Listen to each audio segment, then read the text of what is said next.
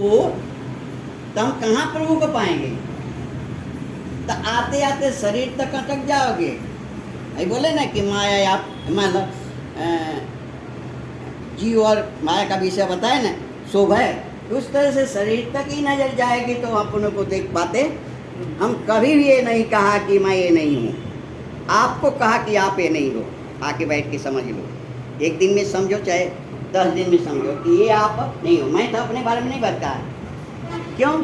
क्योंकि बाप को बोलने की जरूरत नहीं कि मैं बाप हूँ। सब चीज़ ज्ञान हो जाता है, ये पाँव है, हाथ ऐसा कुछ, तो बाप को पहचान गया कि मैं ऐसा हूँ तो मेरा बाप भी ऐसा होगा।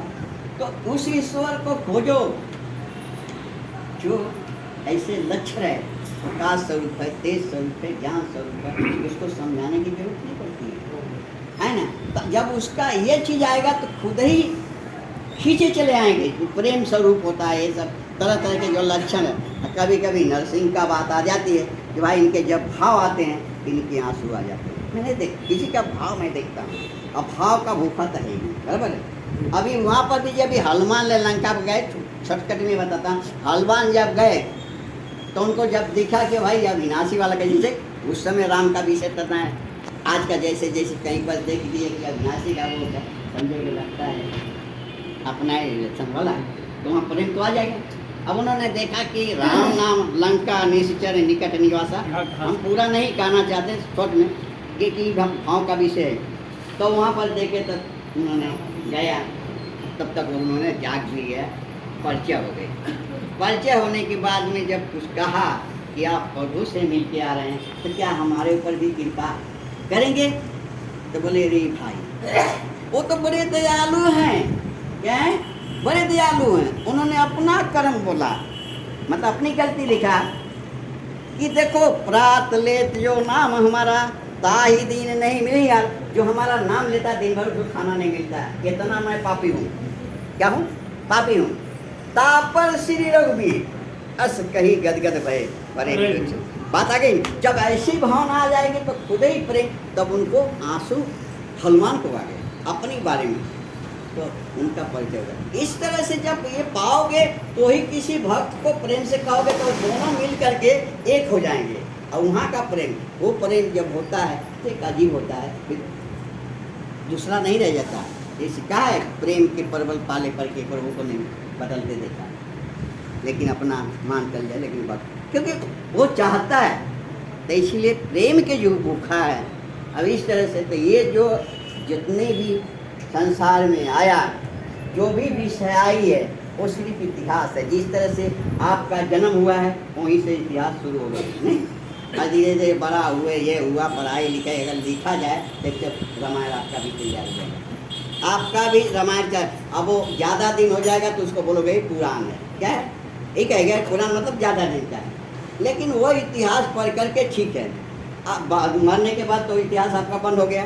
यहाँ से पकड़िए कि भाई जो कुछ इतिहास है सिर्फ मृत्यु तक है, जितना भी शास्त्र है सब मृत्यु तक है। इसीलिए हमारी भैरम जी से बात हो गई, उन्होंने किसी किसी का इतिहास में बताया, इनकी मुक्ति हो गई। हम लोग क्या गारंटी है? तो बोले लिखा है, हमला तो 2-4 मुर्दे हम रख देते हैं, आप लिखो कहाँ गया, क्योंकि मेरा विषय था मरने के बाद लोग कहाँ जाते हैं, मेरी विषय यही है।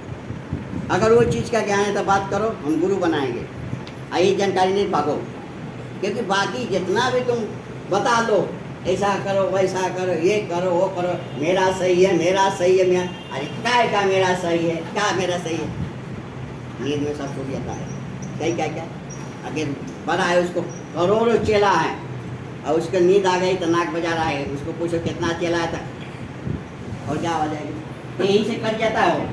फिर अपने सामने इन्होंने लिखा है कि बड़े बड़े ज्ञानी का तोल ले दुनिया में नहीं क्यों इनके, वो तो भक्त का रहा है, मेरी विषय नहीं। लेकिन सवाल ये है कि ये सब भ्रम है, सब सुने आए। फिर उन्होंने लिखा है लाख जतन कर हार गया, उलझ गया प्राणी, ये सब है सपनों की माया, भ्रम से भरी कहानी। ये सपनों की माया है, सब उलझ गए हो, कोई तीरथ करके, कोई कुछ करके, कोई कुछ करके, कोई जाप करके, कोई ध्यान करके उलझ गया। लेकिन पाया नहीं, पा न सका ईश्वर को, तन छूट जाता है। इसीलिए उस ईश्वर की खोजो जो आपका अंश है, और वो अगर वो कभी मरता नहीं, ईश्वर के विषय वो मरता नहीं, कभी जन्मता नहीं, अगर वो आए तो उससे मिलोगे तो आपका भी ज्ञान करा देगा कि आप भी मरते नहीं, अच्छी तरह से देखिए बराबर एक ही कि मैं मरता नहीं, उस तरह से आपका भी है। आप ये पा करके बस दुनिया के झंझट करो और कैसा भी करके ये अटेंड करो, क्योंकि संसार बहुत बड़ा है। जब आगे चलेंगे ना तो एक एक समस्या आ जाएगी। अरे और कुछ नहीं, जो शरीर लेके चल रहे हैं उसमें क्या क्या बीमारी आ जाएगी कोई गारंटी नहीं है। नोटिस नहीं देता है, क्या करता है, नोटिस नहीं दिया, क्या हुआ क्या होता ना, होता है कि नहीं। अब वो क्या करते, बड़े जानकार थे, बहुत अच्छे थे, अब ऐसे कुछ हो जाए तो क्या करोगे, रोने की बात। इसीलिए जहाँ कुछ भी नहीं होता है, जहाँ खाना नहीं, कपड़ा नहीं, कोई मार नहीं सकता, ऐसा देश है। इसीलिए कहा रसिया ऐसा अपना देश। तो उस देश को प्राप्त करने के लिए यही एक जगह है, यहीं पर आओगे तो शायद पहचान मिल जाएगी। आना है तो बाकी कहीं भी खोज डालो, कहीं मिलने वाला नहीं है। मालिक कह देगा, वो बोलेगा, बोलने के लिए तो बहुत कुछ बोलेगा, अब बोल लो भाई, क्या है जितना बोलना, हमका कोई चक्कर नहीं पड़े, तुम बोलो तुम ही बोलो। तुम बोलोगे कि मैं किंग कांग है तो बने रहो। मैं जानता हूँ एक थप्पड़ में किंग कांग भूल जाएगा, हैं काल मारेगा ऐसा तमाशा भूल जाएगा, सारा नकाशा ऐसा है, नकाशा भूल जाएगा।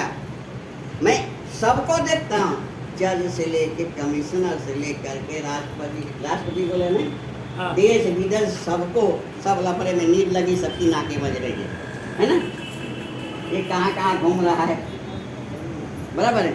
इधर अगर बंद कर दिया छुट्टी, डफली बजाएं, ये मर गए, और बेचारा परेशान हो रहा है कि अरे मैं मारा नहीं बाबा, कोई कौन सुनेगा, कौन सुनेगा बुनियाद नहीं सुनता। ये घटना होने वाली है, चाहे स्त्री हो चाहे पुरुष हो। तो अगर वो रूप से देख सकते हो तो कभी शरीर को मत देखो, शरीर को देखोगे ही, जब उसका ज्ञान नहीं रहेगा तो देखोगे ही, क्योंकि उसका चश्मे नहीं तो क्या करेंगे, दिखाई देने वाला नहीं है, भरम खड़ा होने वाला है।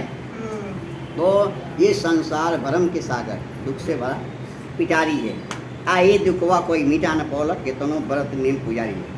ये पूरा संसार भरम का सागर है। नारे को खोजना चाहिए, नारे को जगवा निपटवा नारी है, कहे हनुमान वही सुख पाइए जो अविनाशी हुआ नहीं।